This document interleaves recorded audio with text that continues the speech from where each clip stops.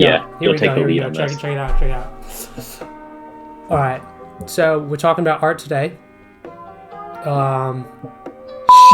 I don't know where to go from there. All right. Welcome to Devlog number 2. We are talking about art and the process we have used to create our art. So let's jump right in.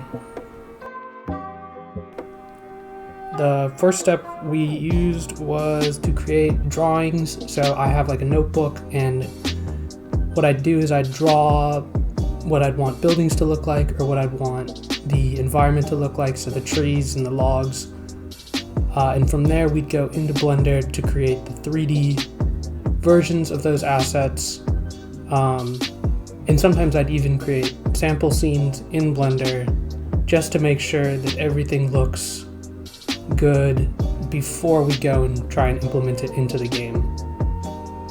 Alright, so one example of doing like a sample scene is this little scene right here. We built it to test if nighttime would look good, which is something we'll talk about in a later devlog. We wanted to make sure that the lights that houses would have would look good and feel natural, and they do, so that worked out. Another big component of our game is the UI. We used a really similar process to doing that. I used Inkscape to do all of the UI stuff. First I would create like a layout that I liked, like kind of just like a fake UI in there, and then once everything felt good, I just bring the assets over to Unity, and I use their really nice built-in UI system, and implementing it is super easy. Tons of tutorials, makes it really easy to do, which is great. Alright, so the last component of our art that I'm talking about today is the combat, and more specifically soldiers and artillery, and how we've gone about designing those.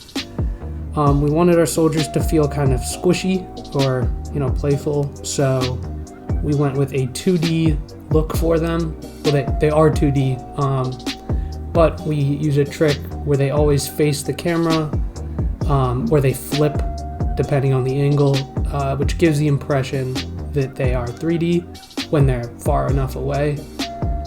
And they feel a lot more squishy when they're 2D, because we can have them do things that don't really work in 3D as well. That did mean that we have to use sprite sheets, so that was a whole thing to learn. And how we've done it is we've created one sprite sheet for our soldiers, and then for each type of soldier we just changed the color of it. So that's been pretty easy. For the artillery, on the other hand, those are done in 3D, which meant that we rigged those and animated those in Blender and then exported them to Unity. And then Unity has its built-in animator, which makes things very easy to trigger and all that.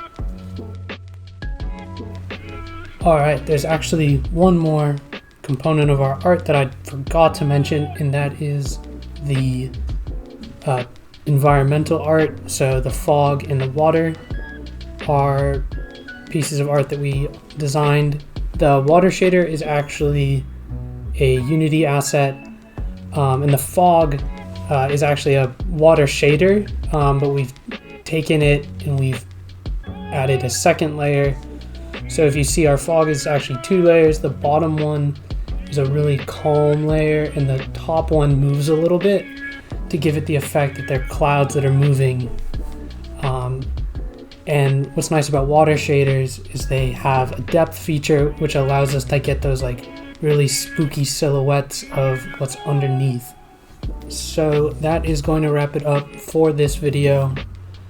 I hope you've enjoyed this devlog. The next one is going to be about map generation and the different algorithms we've used to do our map generation. It's going to be super interesting. Stay tuned and see you later.